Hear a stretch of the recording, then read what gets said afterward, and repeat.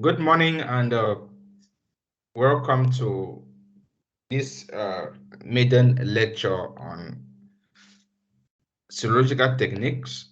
The course title, as you are familiar with, we are looking at microbiological techniques and biotechnology.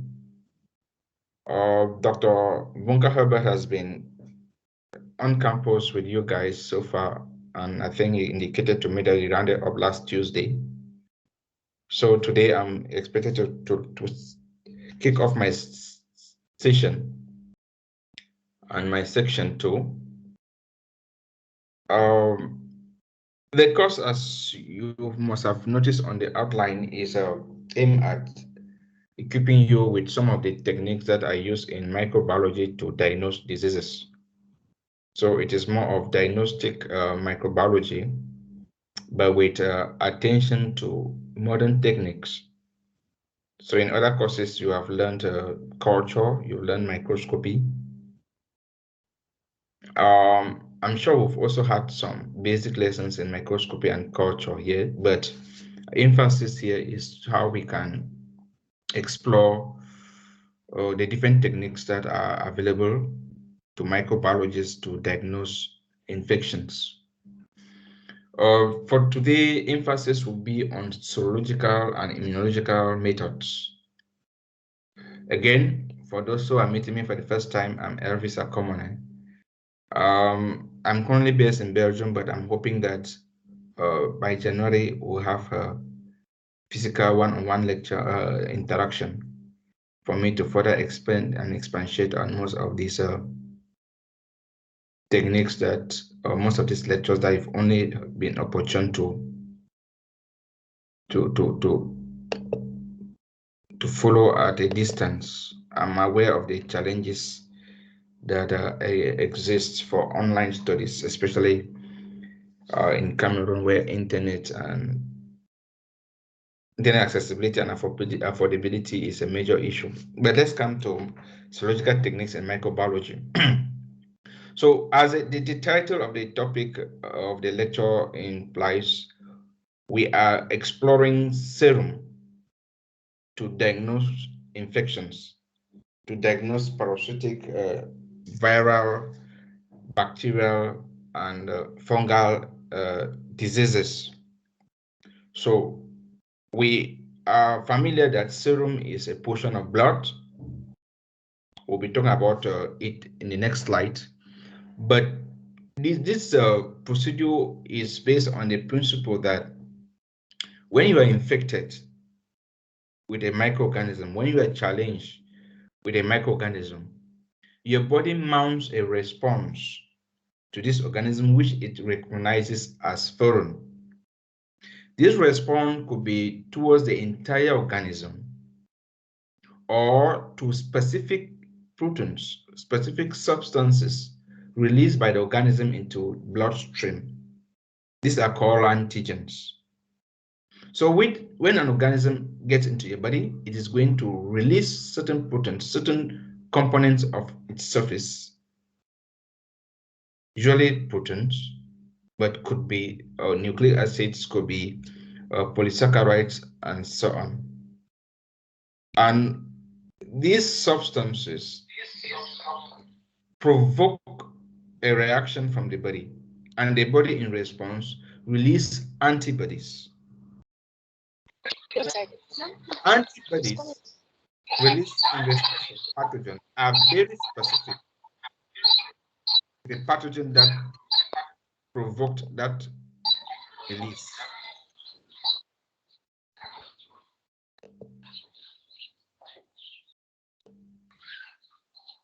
So if an HIV virus infected your body,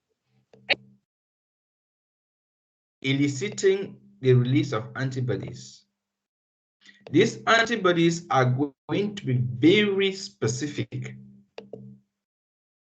to the HIV virus.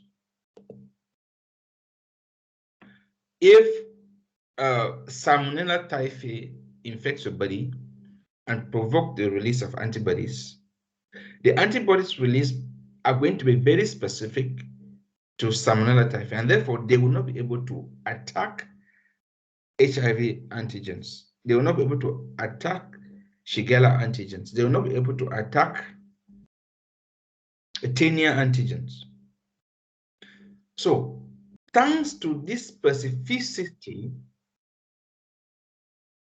scientists, microbiologists are able to explore the fact that if I have the antigen, I can use it to dictate antibodies.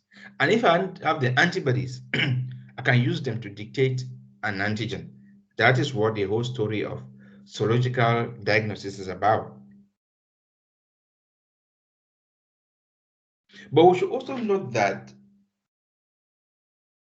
antibodies could also be produced to non-microbial antigens. For instance, in the case of blood transfusion, there is a mismatch. Your body is going to recognize the transfused blood as foreign, and is going to mount a response to it, release antibodies against it. We also have rare situations where the body releases antibodies against its own cells. So the body fails to recognize self. We'll be talking of the phenomenon of self in immunology. So the body fails to recognize its own cells as self. So it fails to tolerate the presence of its own cells, and therefore release antibodies against its own cells. These antibodies in turn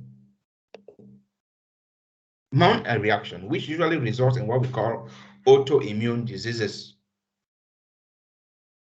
So as I said, this is a topic for another day. Let's differentiate between serum and plasma, because this course is aimed at equipping you with skills to be able to function appropriately in a medical laboratory, especially in a medical diagnostic laboratory. So let's differentiate these two terms. From secondary school, you knew of blood cells, blood plasma, and then what? Platelets. So those were the three principal components of blood you knew. Now, serum is a new word I'm bringing up. And what is serum, or what is the difference between serum and plasma? So let's assume that you already know the blood cells, white and red. You already know platelets. What you also knew was plasma. So I'm trying to differentiate now between plasma and serum. So if you collect blood and allow to stand on its own for 5 to 10 minutes, that blood is going to clot. When that blood clots, you realize that you can remove the clot and have a liquid portion of the blood. That liquid portion is what we call serum. So serum, therefore, lacks the clotting factor fibrinogen. Plasma, on the other hand, when you collect blood, you spawn, you centrifuge. In the presence of an anticoagulant, you are able to separate the blood cells, the platelets, from the liquid portion called plasma. That is plasma. And because of the presence of an anticoagulant, it means fibrinogen is still present. So that's the main difference. In most cases, you would not be able to, it would not be of any interest to obtain plasma or serum. Plasma or serum will be good for the job. But in these specific cases, you may require to use but serum and not plasma. But note that plasma is almost the same as serum, except for the presence or absence of fibrinogen.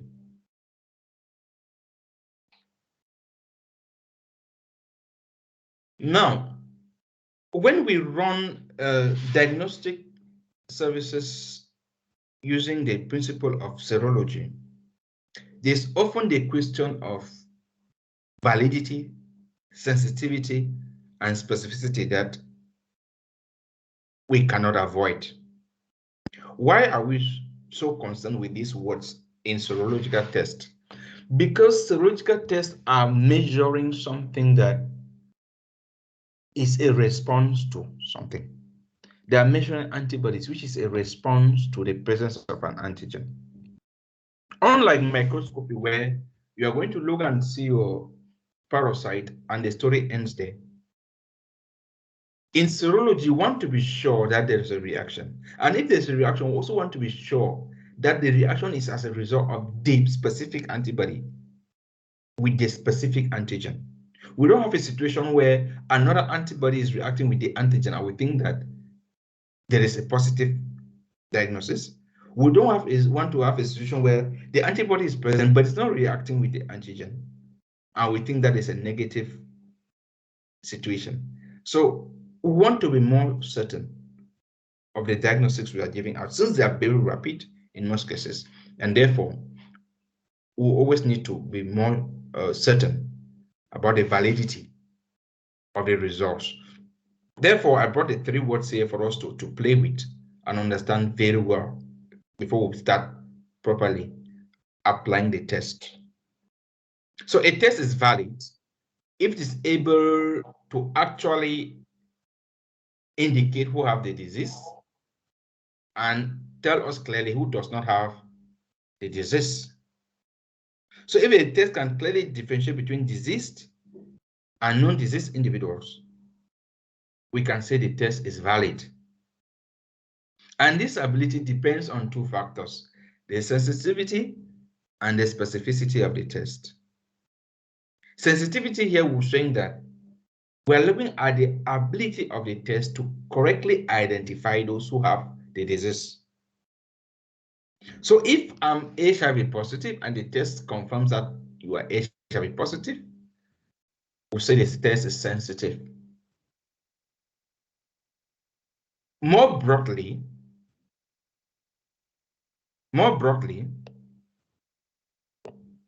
if we run a test on 100 people who are HIV positive, and the test is correctly able to identify them, all the 100, as HIV positive, we say the sensitivity of the test is 100%.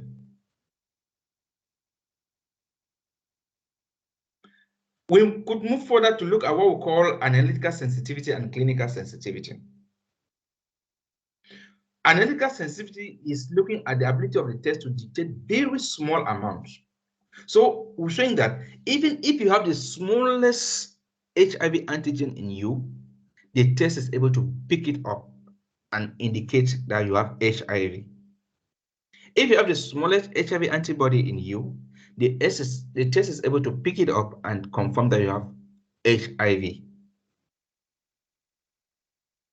But clinically, we are instead looking at it from the ability of the test to give a positive result for those who have what? The disease. So we should not have a situation where the test is saying that you are negative when indeed you are what? You are positive. So what are we saying here? The antibodies could be very small, such that the test is not able to dictate its concentration. The antigens could be very small, especially during the onset of an infection, and the test is unable to pick those small antigens. In this case, this test will indicate that you don't have the disease when indeed you have what? The disease. So we don't want false negative results. So the test should at every time confirm those who have the disease if indeed they have the disease. Opposed to sensitivity is specificity. Here we're instead looking at the ability of the test to correctly identify those who do not have the disease. So what are we saying here? The test should not pick salmonella antigens or antibodies in me and now say that they are Shigella antibodies. The test is now cross-reacting. Instead of specifically targeting Salmonella antibodies, it is now reacting with Shigella antibodies. I'm infected with Shigella, that's true, but the test was testing for Salmonella, typhoid. The test is testing for typhoid, and then now it is saying that I'm positive for typhoid, when indeed I don't have typhoid. I have got what? Shigellosis. And maybe I've even been treated from the shigellosis. So cross-reactivity is a big issue. And the ability of the test to specifically pick a particular antibody or a particular antigen without cross-reacting is looking it to be more specific. And therefore, you should not say I have salmonella, I have typhoid, when I don't have typhoid. When I have something else in my system, you should not say I have HIV when I don't have HIV. You should not say I have tuberculosis when I don't have tuberculosis. It's a serious issue. So analytical specificity, as I already indicated, is the ability of the test to dictate substances without cross-reaction, while clinical specificity is the ability of the test to give negative result if the patient does not have the disease. So we should not have false positives.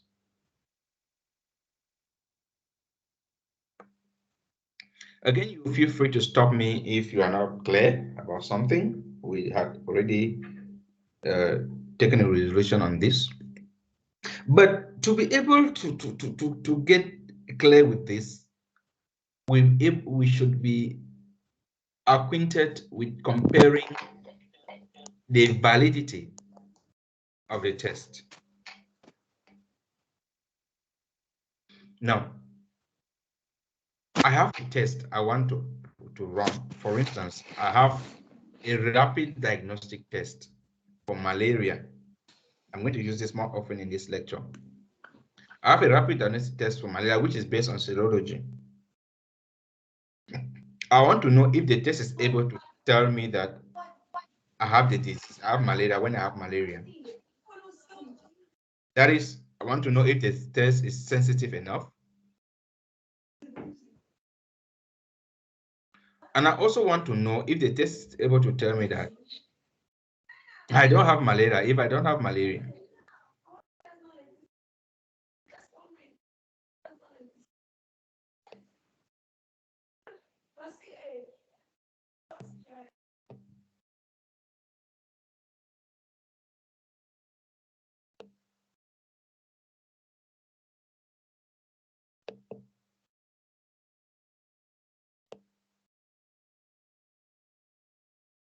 That is if the test is specific enough.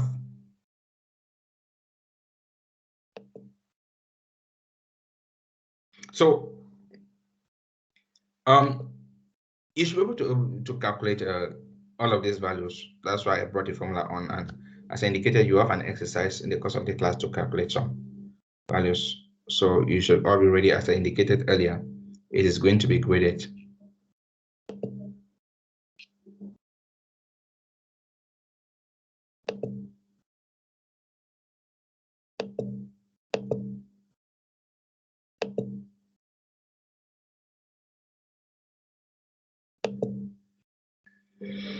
Just a moment, I'm trying to check the attendance.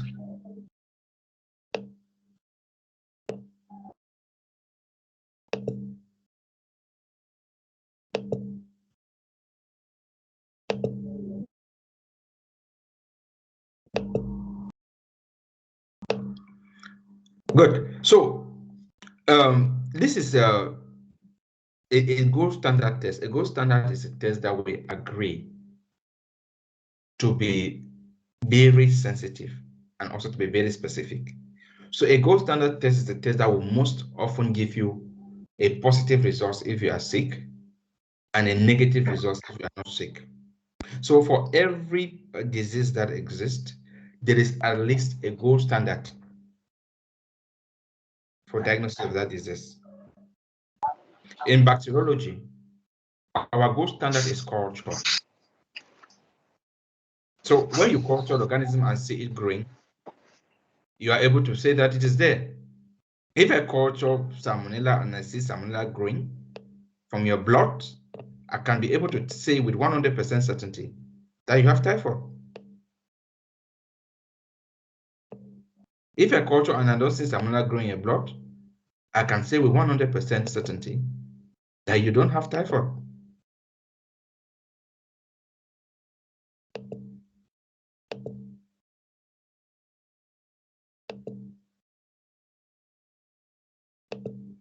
Good. So this is the gold standard.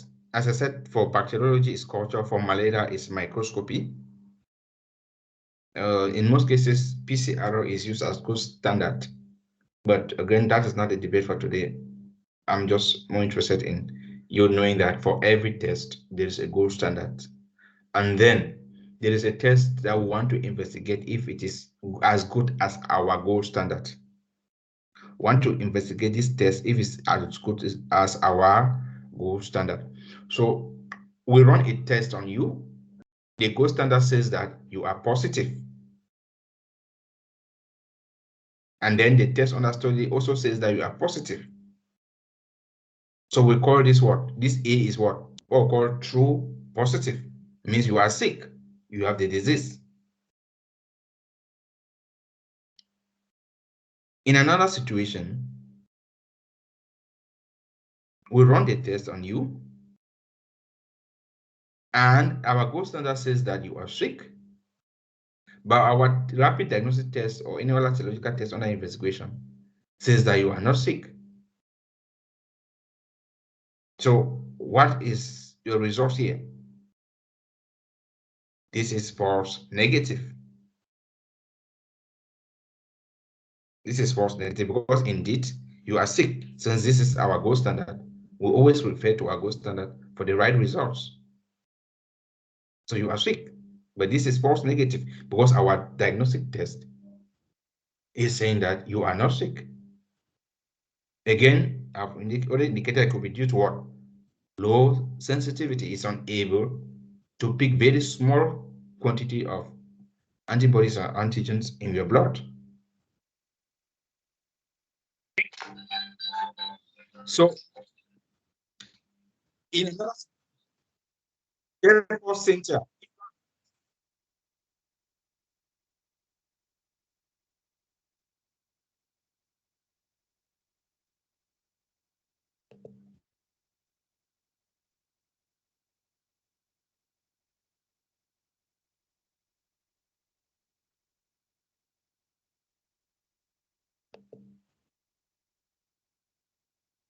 on the other hand, our gold standard says that you are not sick. But our test under investigation says that what? You are sick. So what could be the problem here? It could be because the test is what?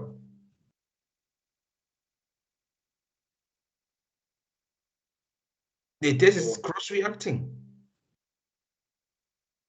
It is picking Shigella antibodies and thinking that is Salmonella antibodies. So it's saying that I'm having typhoid when I don't. So this is false positive. Remember, we're looking at what? Specificity here. The test is saying that you have a disease when you don't have a disease.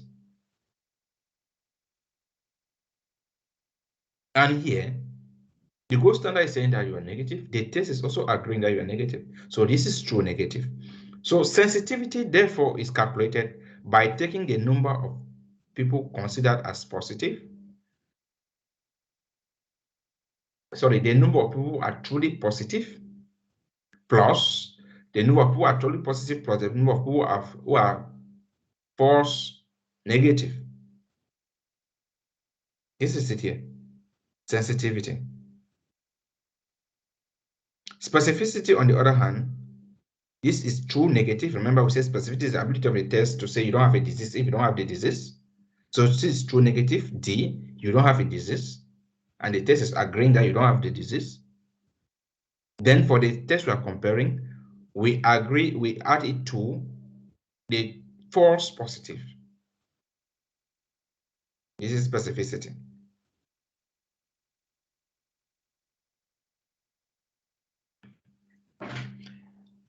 In real life situation, we also want to know if I go for an HIV test and the test says I'm positive, am I really having HIV? Those are questions you guys have asked. I mean, maybe not with HIV. You've gone for a test and they tell you that you are positive and you go home and you're not sure, especially with COVID. The test is saying that you're positive, but you're going home and you're nodding your head, no, I'm sick, I'm fine. Sorry, I'm fine, I'm not sick. So there's a word we call PPV. PPV, please, I did not include the abbreviation, I'll try to include it. Positive predictive value. You can write it down. Positive predictive value is the probability that a person with a positive test is really having the infection. The probability that somebody receiving a positive test is really sick is what we call the positive predictive value, and we can also calculate it here. That is true positive, all over what? True positive plus false positive. Remember, this B is false positive.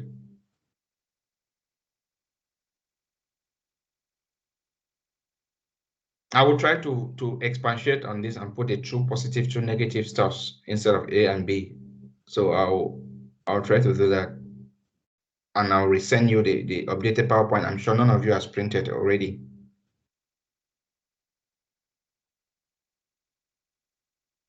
On the other hand, you receive a negative test, but you are feeling the symptoms. You're feeling like you really have malaria, but the test is saying that you don't have malaria. So what's the probability that if I receive a negative test, I'm actually healthy? That's what we call the negative predictive value. The negative predictive value is calculated by the number of true negatives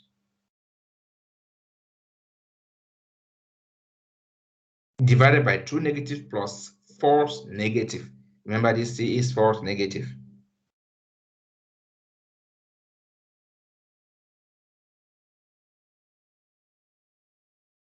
So, those are all things that you need to go through. Let me see if I can.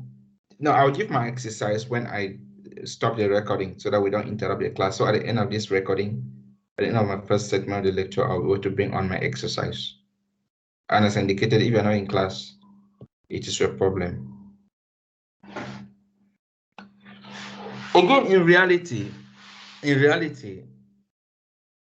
we are unable to have a test that is 100% sensitive and 100% specific. In reality, there's no test like that. Why is it like that? Because if you make a test too sensitive, the test becomes less specific. If you make a test too specific, the test becomes less sensitive. Let's get to the reality situation. If I make this test to be able to pick the least component that looks like that antigen, it means that what? That test will pick even stuff that looks like that antigen, but are not that antigen. So that's cross reaction now. It is more sensitive, but what? Less specific. If I also make a test that is able to pick only that item without picking any other item that looks like that item, in reality, there will be that item that are not typically like that item. We have mutation, protein conformation. That means that the test is less sensitive while more specific. So this is always a matter of trade-offs. We either improve the sensitivity at the expense of specificity, or we increase the specificity at the expense of sensitivity.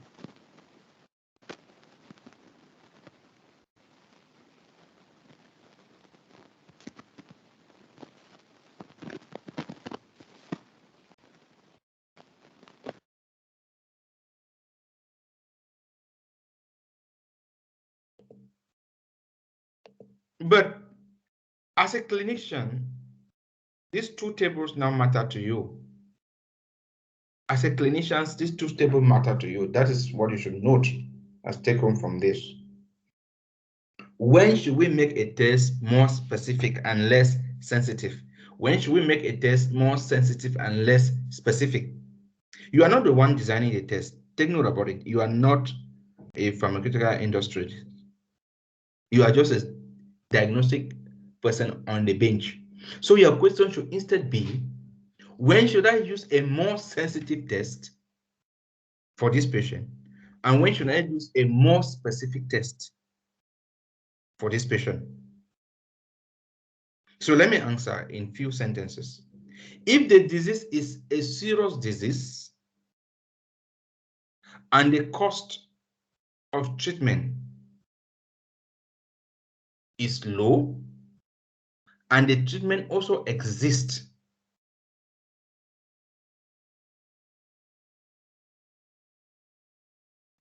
remember, when a test is more sensitive, it means we're going to have what? False positives. If a test is more sensitive, we are going to have false positives. It is going to pick small.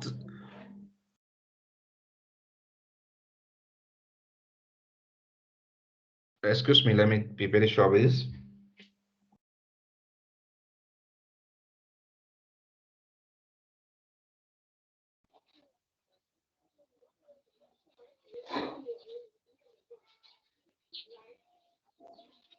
So, if there is a treatment for the disease and the cost of the treatment is low, it means that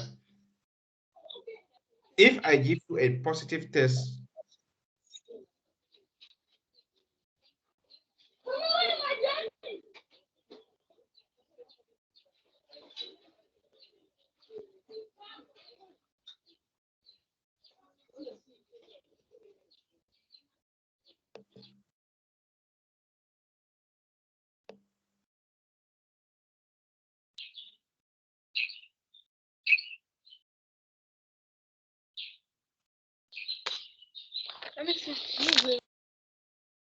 can you guys do me a favor of muting yourselves so that I can concentrate on the lecture? I will soon be injecting students. So let's get back to the point I was trying to explain. If we make a test more sensitive, it means that the test is less specific. If we make a test more sensitive, it means the test is less specific. So less specific means that what? We are going to have false positives. So if the cost of the treatment exists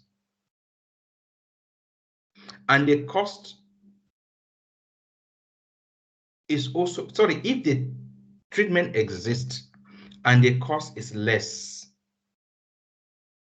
I'll be okay to give you a false positive test. Why? Because it will not cost so much to take the treatment. You will not be very worried because there's a treatment.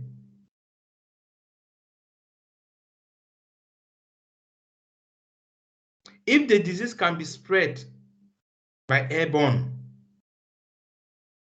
I would prefer to give you a false positive test than a false negative test. Remember, if it's more sensitive, we don't have negatives. We don't have false negatives. We have false positives. So imagine that you use but the reverse test for somebody with TB. The person is going thinking that there's false negative here. So the person is going thinking that I don't have TB, meanwhile the person has TB. Meaning that what? The person is going to be spreading the disease. Think of gonorrhea. The person is going to be having unprotected sex thinking that he or she is not having gonorrhea. Meanwhile, the person has gonorrhea. So we prefer to give the person a false positive test. Why? Because you can just take some pills and you're fine. It will not cost you all your savings. And you'll not be worried because there is treatment. It won't have done you any harm. Any big harm, of course. Your 100 francs is harm. Ethical considerations. I'm doing screening for the blood bank. I prefer to say that you are having HIV when you don't have HIV because I don't want to contaminate an innocent person with a false negative result.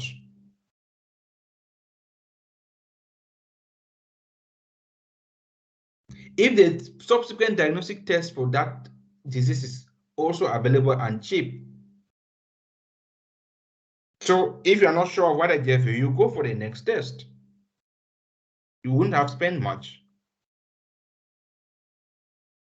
On the other hand, if you go for a more specific test means that you want to limit the number of false positives and instead of what? False negatives, because you'll now be having a less.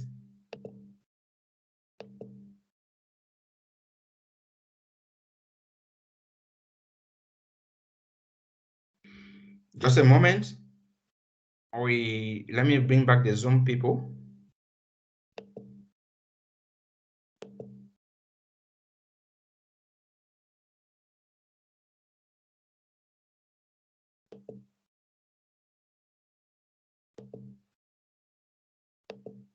We can't see your screen on Skype. Yes, let me redo it.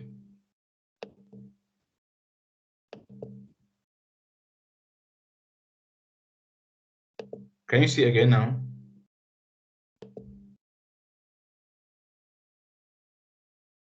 Skype, can you see the screen again now?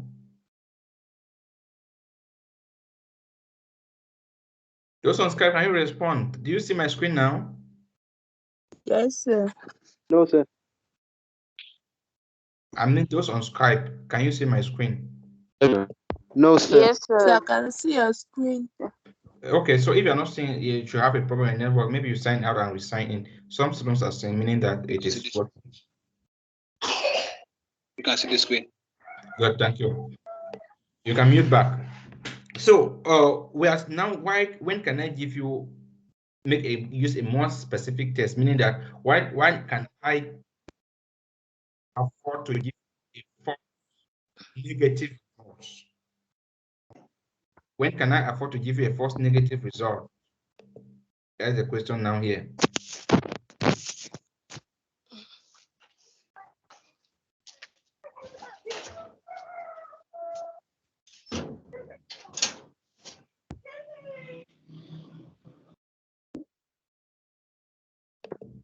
Just a moment, there are some students with noise. And it's really frustrating.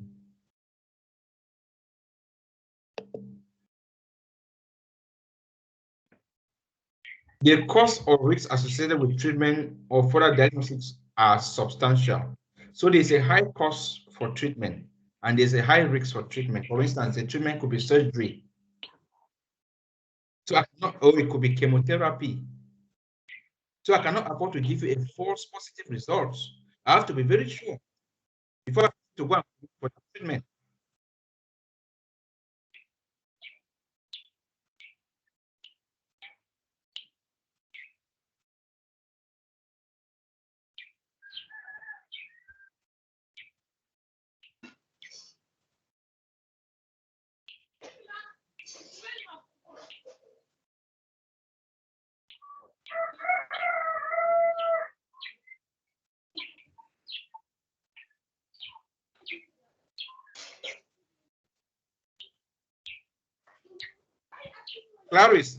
Clarice, I would eject you from the class if you cannot control your microphone. I'm muting you and you're unmuting yourself and distracting my class.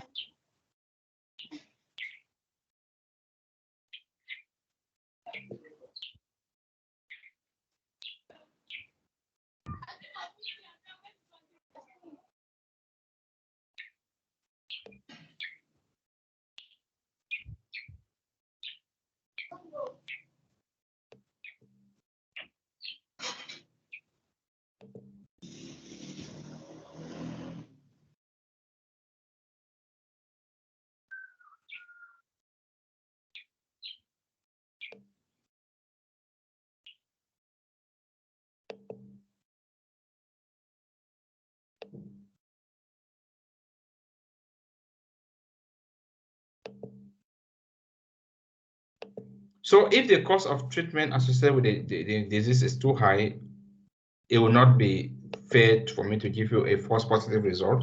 If the procedure is too invasive, like operation chemotherapy, I will not give you a false positive result. So I'll go for a more specific test. If there are a lot of side effects associated with the treatment, I'll be very sure I must go for a more specific result. If there is stigma, imagine you have HIV positive results in Bambili there, and everybody knows that. I mean, the technician and people around you know that you have HIV. Even yourself, you know that you have HIV. Meanwhile, indeed, you don't have HIV. So I will prefer to go for a more specific test before I can be able to tell you that you have the disease. And finally, if the definitive test that will confirm whether you are actually sick or not is invasive, that will need a tissue biopsy, I'll prefer to go for a more specific and less sensitive test. So this is a table. Take note of this. When do you use a more specific test? When do you use a less specific test? Take note about that.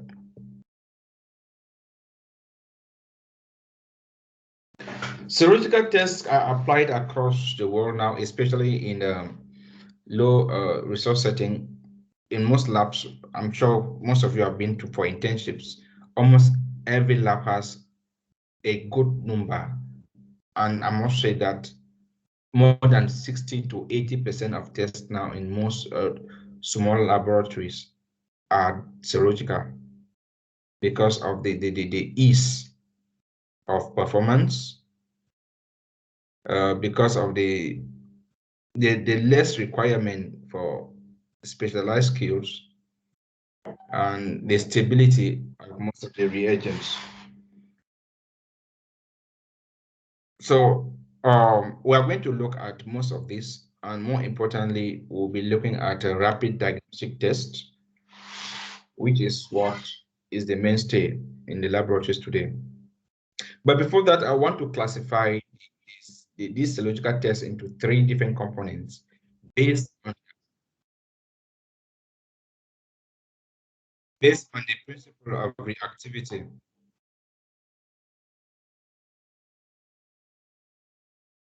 Are you following me on Zoom?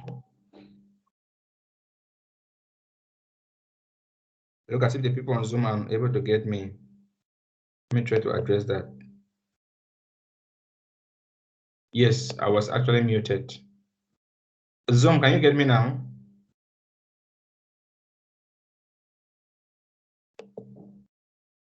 It's okay. I was actually muted. It is better now. Let me eject Clarice from the classroom so that we can have our lecture in peace. Where is the peace again?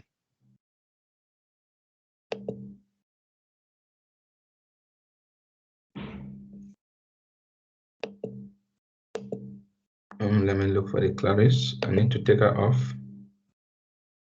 I've made so many appeals for her to mute her microphone, and she's making me spend the rest of my lecture. She has muted now. The next time you unmute your microphone, I will subtract you 5 marks. I will not be wasting my time trying to unmute you. I'll subtract you 5 marks. Take note about that, Clarice. I've noted you. So we're saying that the common diagnostic tests that we have different principles on which they operate, and I want us to classify these diagnostic tests based on these principles. The first is what we call primary serological test. Here we observed a reaction between antibodies and antigens in the tubes. We observe the binding between antibodies and antigens inside a tube. That's what we call primary serological test. And here we have common tests like enzyme-linked immunosorbent assay, the popular ELISA, immunofluorescence antibody technique, and then we have radioimmunoassay. We also have southern blotting, northern blotting, and western blotting, which are tests I'm going to quickly highlight in the course of this course, of course, not this lecture. Then we also have tests that are based on the consequence of the binding of an antibody with an antigen. So when an antibody binds an antigen, what happens? There could be what? Agglutination, the clumping of the antibody and antigen together. We observe that there could be fixing of complement using the classical pathway. There could be a precipitation as a result of that binding, and there could be hemolysis. There could be hemolysis, what we call hemagglutination. So those are all different tests, but we'll look at a very few number of these tests. And I've just listed some here, but if you go deeply in my notes, you'll see that I've reclassified that. I'll surely take off these slides from this position. And then we also have tertiary serological tests in which we observed for the consequence of antibody-antigen reaction in vivo, so in the system. The first test, which was primary serological reaction, we're observing antibody-antigen reaction in vitro in test tubes. For the secondary, we're observing the consequence of this reaction, which could be agglutination, precipitation, hemagglutination, complement fixation. And in the last case, we'll observe it in the system. Does it result in immunization? Does it result in overall protection? That is tertiary. But for this course, we are going to look only at secondary and at primary. Now, rapid diagnostic tests usually fall within the primary arm. It's considered under the primary arm. But I personally brought it here for the first time this year because I'm trying to make this course more practical. I'm trying to bring you to reality in hospitals. Because if I keep talking about radioimmunoassay, complement fixation test, hemagglutination test, hemagglutination inhibition assay, some of you might die without ever seeing this test. Some of you may work all your life and go on retirement without ever seeing this test. So I decided to bring you home, bring you to reality by including rapid diagnostic test here, and also I'll be including the wild test here, the blood grouping test here, and also the VDRA. The Venal Disease Research Laboratory test for syphilis here.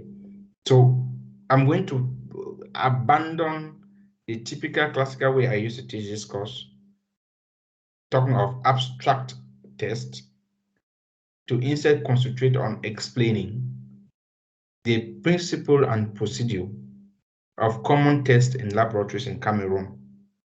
So at the end of this, I'll see if it helps.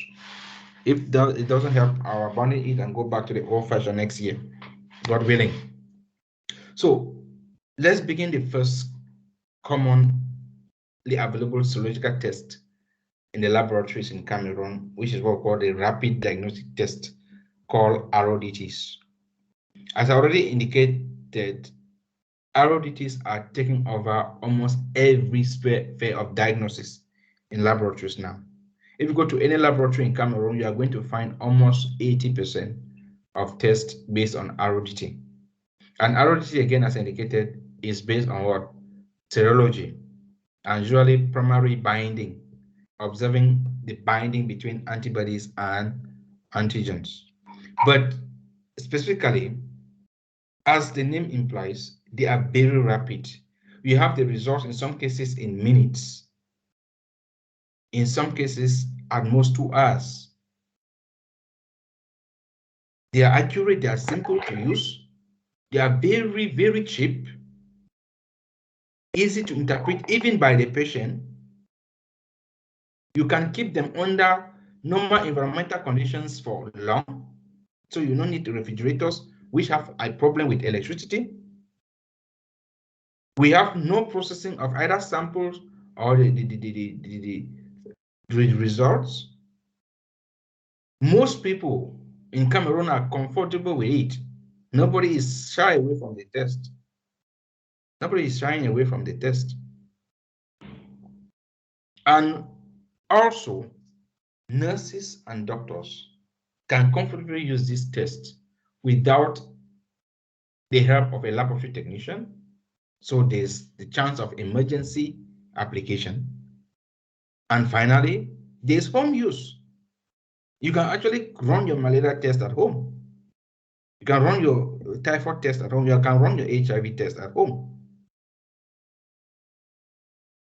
So these are all the advantages of rapid diagnosis test, which I thought is necessary for me to bring them on. So let's look at the principle now. They are either dictating antigen in the body or they are dictating antibodies in the body. So again, serology, we said, is antibody-antigen reaction, and we dictate this reaction either by observing the red binding. So if we are to dictate antigens, the antigens could be from a virus, could be from a bacteria, a parasite. It could be on the surface of the parasite or the organism, or it could be released by the organism and it diffuses in blood. We can also use this test to dictate blood components as well as samples in blood, in urine, and even in cerebrospinal fluids. So it's not only restricted to serum. Some of these antigens or these antibodies could also be found in urine, could also be found in cerebrospinal fluid. So as indicated, I'm going to bring some of the commonly used. I've already indicated the wider test, which is a direct agglutination test. We'll also be looking at blood grouping. We'll be looking at VDRL and then the immunochromatographic dipsticks. But I'm beginning with the last, immunochromatographic dipsticks. And the principle, as I already indicated, we have an antigen, we have an antibody. We allow the antigens to bind with antibody using specificity, and then we observe this binding. Usually, we always have to label either the antigen or the antibody with a substance that we can easily identify, usually a dye. So Dr. Mbuka spoke to you already about chromatography techniques. So today I'm going to apply chromatography techniques in diagnosis. So look at this picture here carefully. This is urine, and you see color changes after a short time. So let's explain the principle of chromatography techniques of these dipsticks. We have label antigens or antibodies. So let's settle on one. We want to dictate antigens in your body. We want to dictate HIV antigens in your body. We want to dictate malaria antigens in your body. So what is the principle of the test that we're going to use to dictate this HIV? For instance, HIV determine or the malaria additive. What's the principle? So the test has antibodies that are labeled with a color dye. That's what I mean by labeled. They are attached to a color dye. These antibodies are either free or they are bound. At the very tip of the strip, we have free antibodies. Towards the middle of the tip, we have bound antibodies to what we call a test line. Towards the end of the strip, we have again bound antibodies to what we call a control line. So there's always a possibility that these antibodies are different from these ones. but all of them have binding sites on either the test or on the solution that we are using. So this one has binding sites only on the test. So this test antibody band has antibodies that are specific to the antigens, has antibodies that are specific to HIV antigens.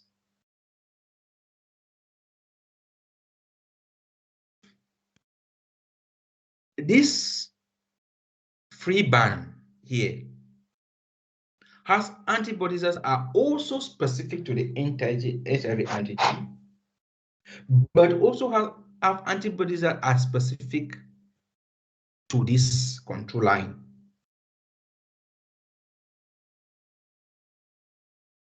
So when you remember, I said the antibodies are labeled, so they are labeled with a fluorescence or a color dye, usually a color dye. When you collect sample, it could be urine, it could be blood. So in the case of HIV testing or malaria testing, we have collected blood. So that blood is, we are supposing that it should contain malaria antigens or HIV antigens if you are positive for malaria or HIV. So when you apply those antibodies here, sorry, when you apply that blood here, remember the blood has the antigen. Most of the time we also add a buffer. So most of these strips come with a buffer. The buffer is to provide a very suitable environment for binding of the antibodies and antigens. So when we apply our sample here, our sample gets first to the free labeled antibodies. So if the samples has what? The antigen of interest, they are going to bind to our free label antibodies. And when they bind, remember, it's a lateral flow. The flow is going up by capillarity. So when they bind, they start moving. They start migrating. When they get to the test band, since there is binding of the specific antigen, that specific antigen is also going to bind to its antibody here. Of course, on another binding site, usually. So when there is binding of the antigen here, the labeling, the color label that was found on our antibodies is going to be visible thanks to the concentration of the antibody antigen complex here. So the test line is going to appear colored, as you see here.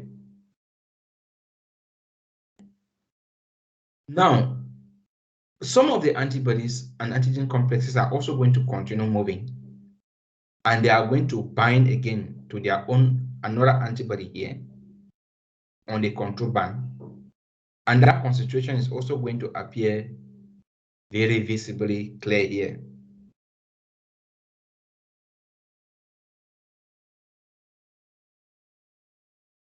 In a negative test,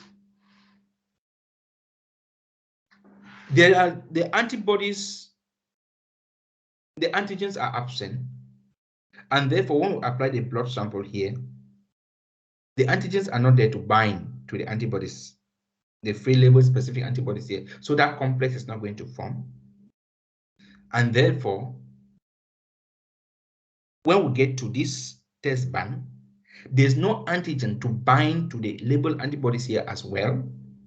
So the antigens continue to, sorry, the complex which failed to form does not exist. So we have but a lateral flow of the antibodies that were labeled here. Not antibody antigens, just antibodies are flowing. So when they get here, there's no binding because there are not binding sites for those antibodies to these antibodies here.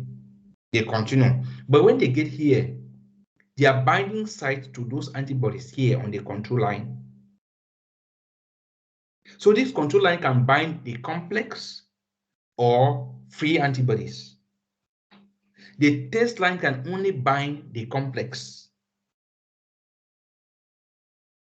So in the absence of the complex but the presence of free antibodies, there's still going to be binding at the control line here.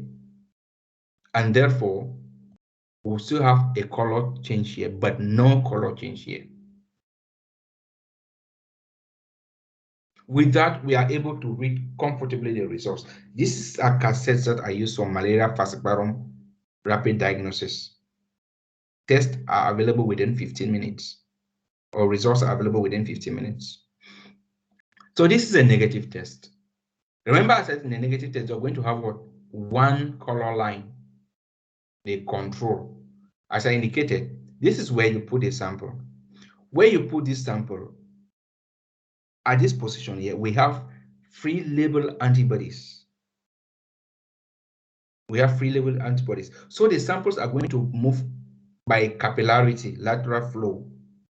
When they get to this first line, since there are no complexes, there's no specific site for them to bind on this test antibody. So they continue moving until they get their binding sites, but on the control line. The control line appears positive. Sorry, you can see color change, but the test line is having no color change. Therefore, it's a negative result.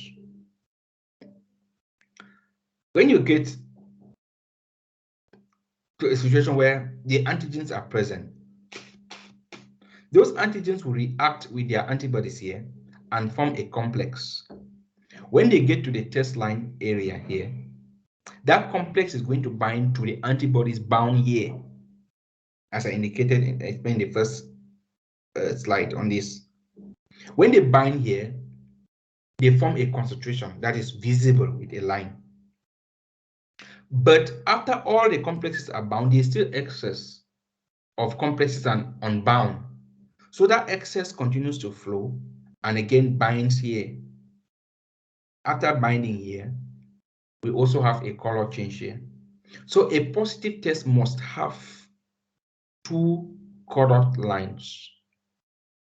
A positive test must have two colored lines. Of course, if you look at this, you see that the line is there, but it's faint. That's what called variability in reading.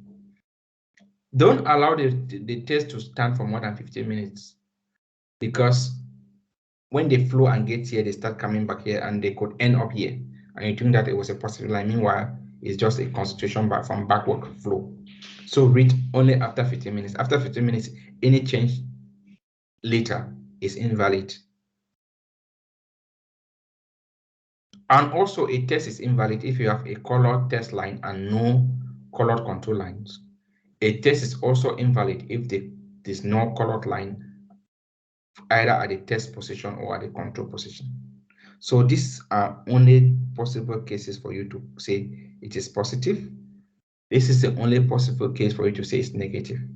If you have this, don't report us as negative, don't report as positive, report as invalid. In most cases, we ask you to repeat the result using a new cassette.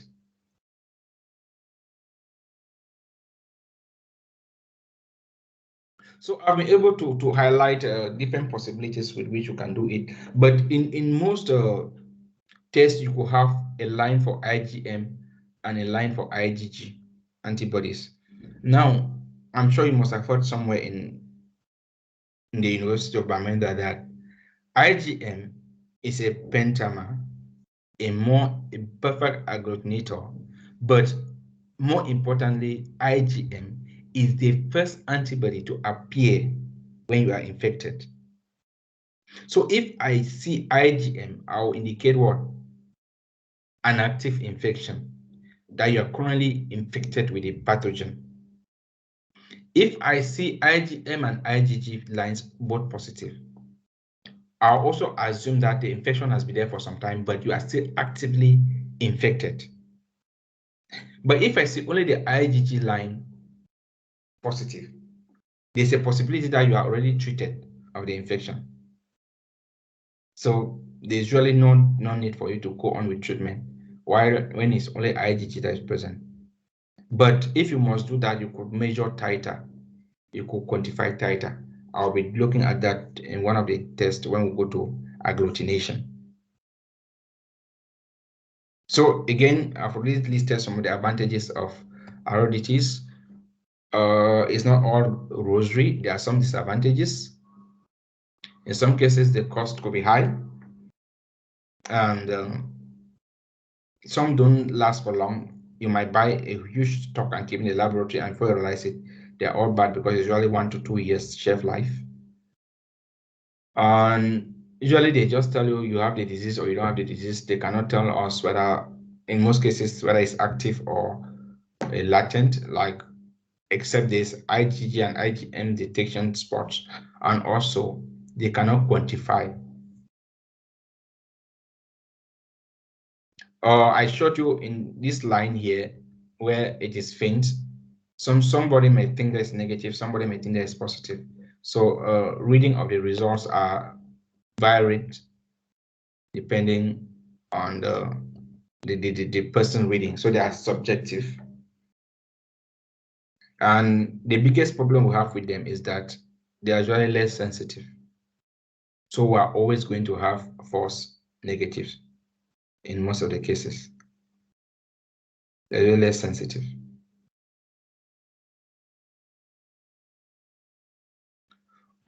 There is an algorithm to using a rapid diagnostic test.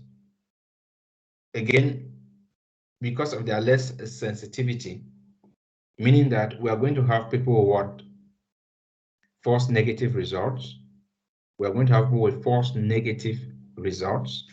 It means that we always need to go to an algorithm, but you are not the one to design this algorithm.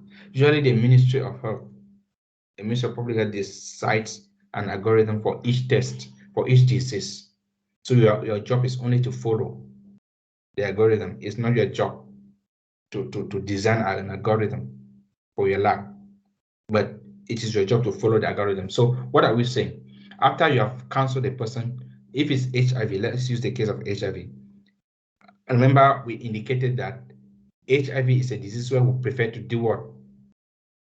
To use a more specific test, right, than a more sensitive test. We don't want to give somebody a negative result when the person, a positive result when the person is negative. So you use the rapid diagnostic test, but HIV has two. One is more sensitive, the other one is more specific. So you use a rapid diagnostic test for screening. And remember that in this case, it's usually what? More sensitive.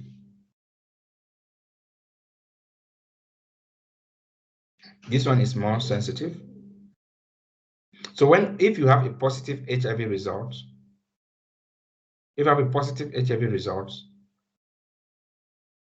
take note about it. Take note about this. Don't go and misquote me. In this particular case, we have two tests for HIV, two rapid diagnostic tests for HIV. The first one, HIV determined, is more sensitive, meaning that we are going to have almost no chance of false negative, but we're going to have a high chance of what? False positive. So if you run HIV determined on a patient and it's positive, you are not supposed to disclose the results of the patient, or else the explanation I gave in the slides of when do you use a more specific or when do you use a more sensitive result is defeated. Remember, in that explanation, I said you instead use a more specific result for HIV than a more sensitive. But the algorithm, I'm not talking about an algorithm, what has been adopted for routine testing of HIV in Cameroon. There's HIV determined 1 and there's 2. So for the first test is HIV determined 1, it is more sensitive, meaning that we are going to always have false positives. We have traded off specificity, so it's more sensitive. So if you run HIV determined on a patient and it's positive, you don't tell the patient it's positive. What do? You do the second test, which is more specific. Because of the reasons I gave, stigma, psychological disorder, it could be false positive. because we're using a very sensitive test. But it is very important we use a very sensitive test because we want to be sure that the person who is negative is negative. So if the person is negative, you send the person home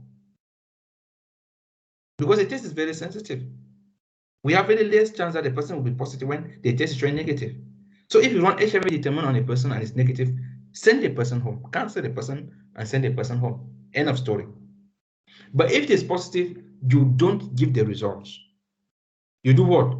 You do the second confirmatory, which is more specific. If the second confirmatory, which is more specific, is positive,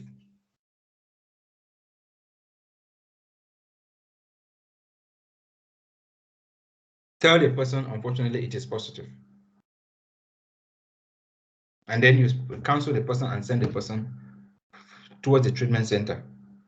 But if it is negative, because the first one was positive, we want to report this test as inconclusive and repeat in 6 weeks' time. So invite the person to come for a second test. Don't tell the person you are positive or negative. Just say it is possible that you are negative, or don't disclose results. Just say because of inconsistency with testing, we prefer that we redo the test in 6 weeks. Of course, there's always a counselor. I'm not a good counselor. I'm not a professional counselor. So my counseling might not be the best, but the procedure is that you have to repeat the test in 6 weeks. If after 6 weeks you repeat the test, it is positive, you redo a confirmatory test. If it is positive, you cancel the person for positive results and send the person to the treatment center. If the repeated test is negative, the person goes home. You have repeated twice and it's still negative, so the person goes home. If it's positive for the second time and then you repeat it's negative, report as inconclusive and send the person for ELISA diagnosis in a reference laboratory. We'll be talking about ELISA in one of our lectures, and I'll tell you the details then. Or PCR, ELISA or PCR. So that is it for today. I'll end the lecture, the recording, sorry, and then I'll open the forum for